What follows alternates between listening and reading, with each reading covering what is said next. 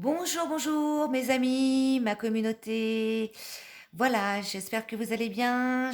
Aujourd'hui, j'ai décidé de vous faire une guidance un petit peu particulière où je vais vous présenter les saints et les mystiques.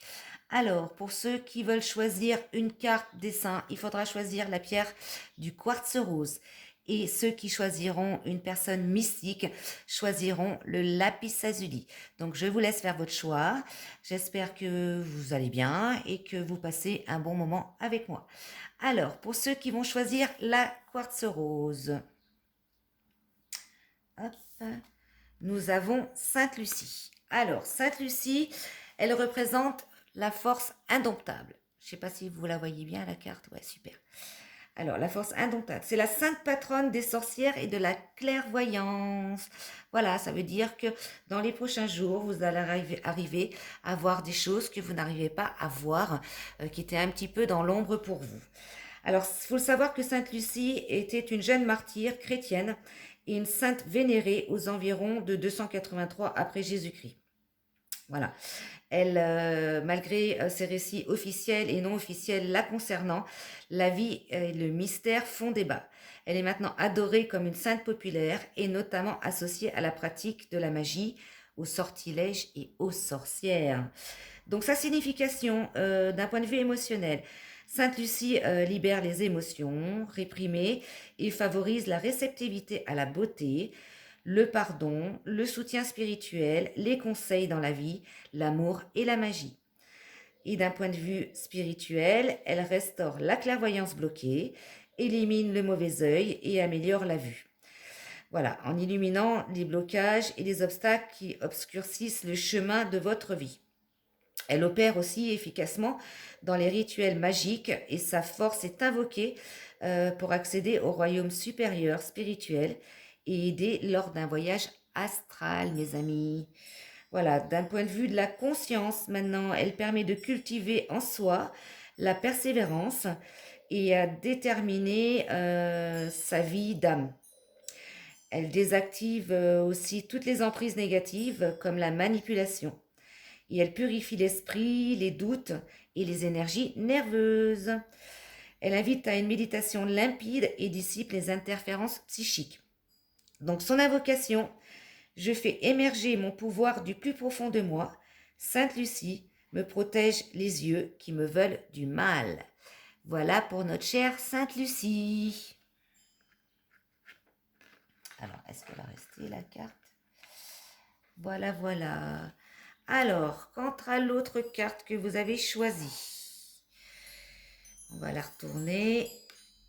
C'est Elena de Blavatsky qui parle d'initiation. Alors, je vais vous la faire voir. Est-ce que vous la voyez bien? Voilà, Elena.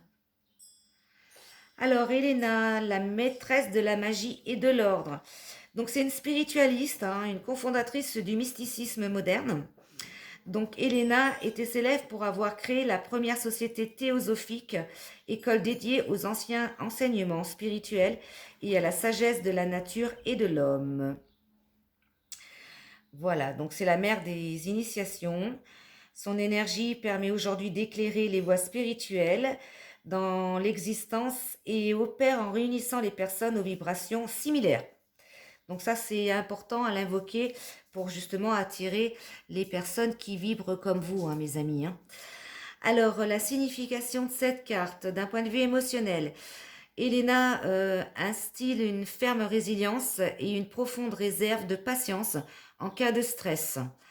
Elle guide une voie vertueuse et honnête vers la spiritualité pour que vous n'oubliez pas votre histoire, vos ancêtres, votre mythologie et les anciens secrets du temps.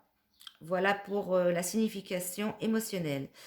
La signification spirituelle pour Elena, elle active les centres psychiques dans le corps dont le chakra du troisième œil est coronal, ainsi que la claire connaissance et qui se manifestera plus concrètement, hein. Il y a toujours plus à apprendre avec Elena puisqu'elle purifie ses zones psychiques et au plus profond, hein, avec plus de profondeur et de découverte. D'un point de vue de la conscience, donc face à des circonstances difficiles, elle va en quelque sorte accueillir Elena pour dissiper votre agitation, hein, du fait de tourner en rond. Voilà pour Elena. Donc il y a Elena qui représente les écrivains, les professeurs, les étudiants, les scientifiques, les nomades, les chercheurs aussi, hein, et à d'autres qui songent aussi à prendre une nouvelle orientation, hein. Donc elle vous guide, hein, vous sert de guide, hein, surtout en affaires, hein, ou un changement majeur dans votre vie. Elle est invoquée pour des initiations spirituelles, la conscience psychique, pour obtenir des conseils et des directions. Voilà. Elle améliore en écriture et encourage une introspection profonde pour atteindre son moi le plus pur. Voilà mes amis, donc pour notre chère Elena Blavatsky. Alors, sa petite phrase à Elena, c'est: l'univers est élaboré et guidé de l'intérieur vers l'extérieur. Voilà mes amis pour cette courte guidance avec saint ou mystique. Je vous souhaite une belle journée, je vous dis à bientôt. N'hésitez pas à vous abonner à ma chaîne, à la partager, à mettre un petit pouce, hein, ça fait toujours plaisir. Et puis ceux qui aiment pas, eh ben, qui passent leur chemin, tout simplement. Et n'hésitez pas aussi à me laisser des commentaires, ce serait sympa.